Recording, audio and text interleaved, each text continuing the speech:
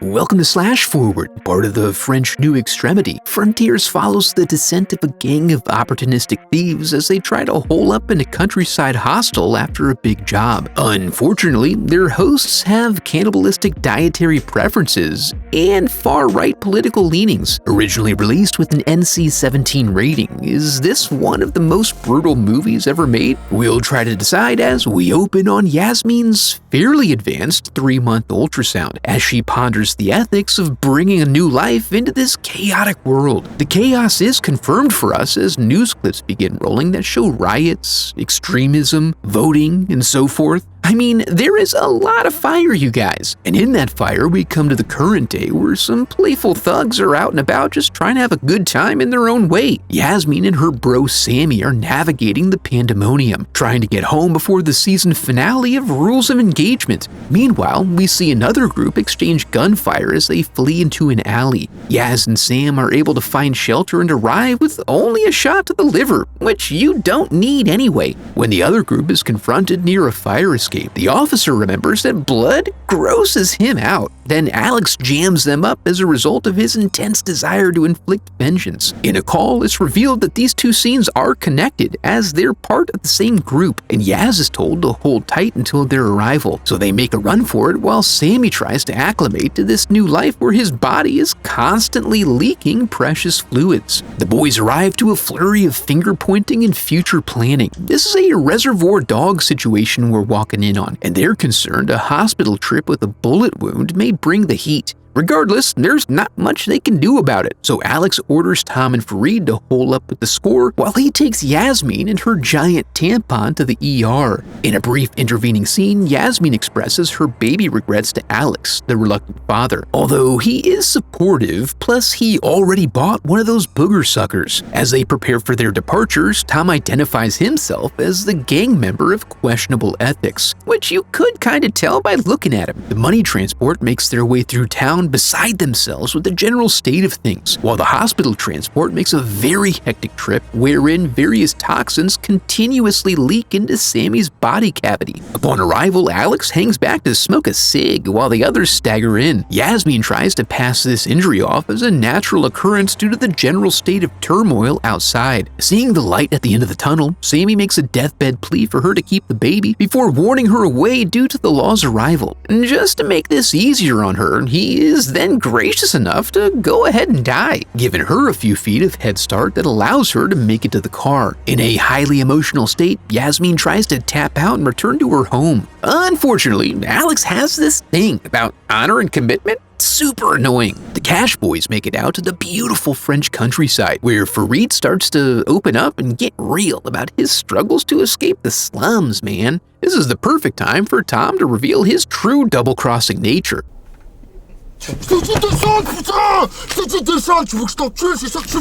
Calm down, bro. But it's all just an actual prank, which means Tom is also a liar. Speaking of, the two cars then connect and Alex pretends like Sammy's alive, just to keep his permanent absence from complicating things unnecessarily. And with that all set, the money car finally makes it to a quaint, out-of-the-way hostel where Fareed hops out to grab some B-roll while they make their way in.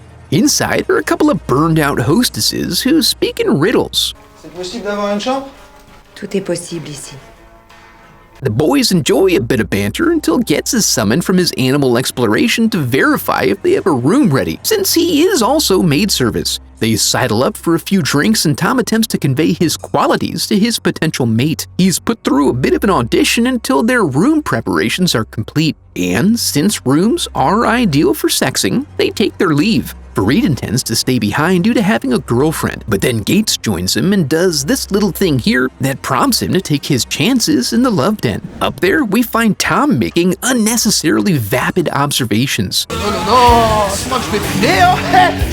What, sex? Oh, for sure. And Fareed learns that even passive voyeurs must pay a price for admission, with his dick. Afterward, they all settle down for a fine family meal of rancid meat, which Fareed wriggles out of on religious grounds. But they wouldn't have noticed anyway, as the proprietor family has to exert a tremendous effort to force-feed Mother, encouraging her to gorge on the chewy, oily meat. This offends their cosmopolitan sensibilities, so Tom counteroffends by insulting the girls for not paying enough attention to him after the way he laid it down for them. Frustrated, the boys relay their location to the others before retiring to their room. They aren't there long before an officer arrives at their door.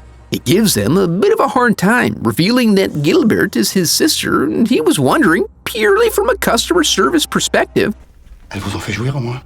how they would rate their hospitality. Then it comes out that she peeped their bag of cash. This prompts Tom to take extreme action, but on the way out they get cut off by Gates, who gives Tom the last spinal adjustment he'll ever need. Carl then goes to finish the job, but Fareed churns up his backbeat with some scissors, saving Tom's life despite his fingers. They make it to the car in the open road, but Gates is not far behind. His familiarity with the back roads comes in clutch as he eventually knocks them off into a gully. Satisfied that they are unlikely to survive, he returns to the inn where everyone is cleaning up. While they may not survive for long, there are signs of life as Tom calls out for help. They both have suffered pretty significant kinks in their necks, among other injuries, but are still able to stagger off into a nearby cave.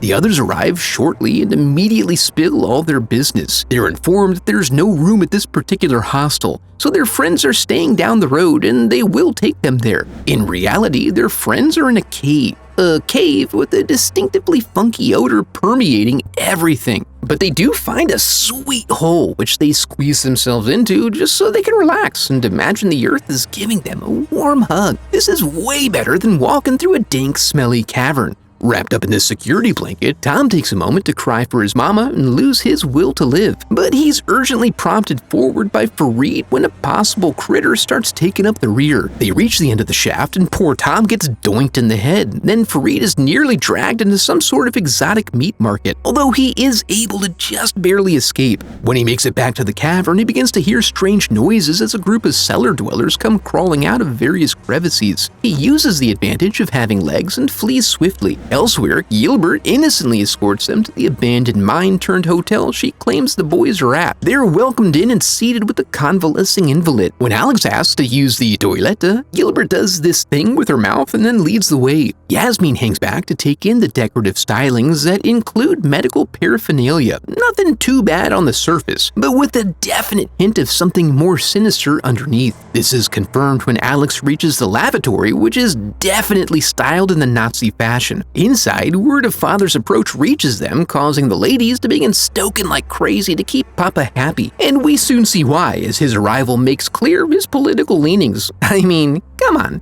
Now without his eccentricities, he asks to see Yasmine's palm so he can read her lifeline. Back at the stink pot, Alex notices an even worse smell wafting in from off yonder. He follows the scent and runs across the butchery. As he pursues the squeals back into the interior, it becomes apparent that they're butchering more than swine. He peels back the curtain to find his friend Tom, still with enough life in him to warn Alex to leave. This isn't in his nature, but he sure does have a hell of a time extracting the hooks from his ankles. Failing that, he runs right back to the dinner table and insists they depart post-haste. However, Yasmine isn't done with her reading yet and abhors rudeness. This delay allows Carl to arrive quickly and put them both down. They're ordered away for processing, but with some hesitation. The family bloodline's getting a bit stale. The old family tree's hitting a wall, you see. So despite Yasmine's filthy traits, she is declared to be Carl's new wife. As they're dragged off by Hans, he gives the order to empty Tom's inside so he's ready for carving. He's taken out of his misery while the others are chained up in the holding cell.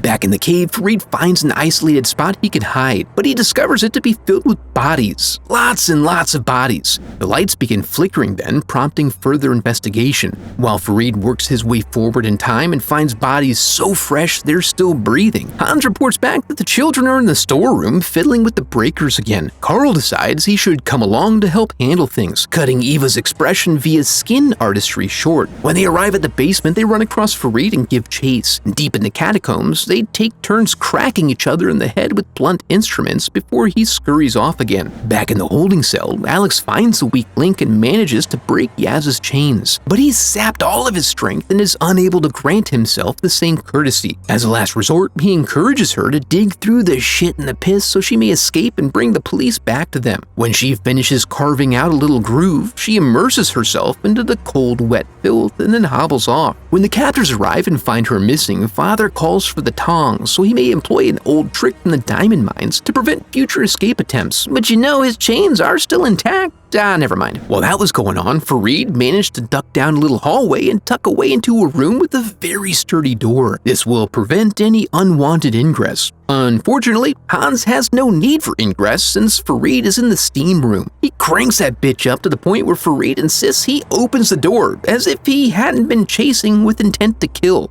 Once he gets to bubbling like a cheese pizza and his crust is browned all the way through, Hans lets him out for a final refreshingly cool gust of air before putting him out of his misery. Meanwhile, Yasmine's found the road and taken off down it in the hope of ensuring their efforts are not in vain, only to hop directly into a car with Gates, who pulls a Yui and delivers her right back to the prison. Once they're all there, Father grants Alex the courtesy of fulfilling one wish. In this case, his wish is to die, which he, of course, obliges with an old Luger, the racist bastard. He's then taken to the preservation room while the ladies clean up their new breed box, hosing and sponging the muck off of her. She wakes up chained and confined to a room, but is otherwise tended to fairly well. Eva extols the virtues of being part of the baby factory. As she gives her a trim and lineup, she explains that she came there at a young age and is just waiting for her parents to return, having babies in the meantime, because you have to keep your mind occupied. The basement weirdos are hers. They've been stashed away by Hans for their safety, so she can still see them now and again without them being exterminated due to their lack of perfection. Once everyone is clean and ready, they commence with a dinner party where Father makes a grand speech about future prosperity before turning over control of family affairs to Carl, the only son worth a damn according to him. Part of this involves him taking Yasmine as his wife. They give her a cheeky little wink about having her friends for dinner, and she vows to remain defiant to the bitter end, even during their nuptials. Once toasted, she takes Father hostage.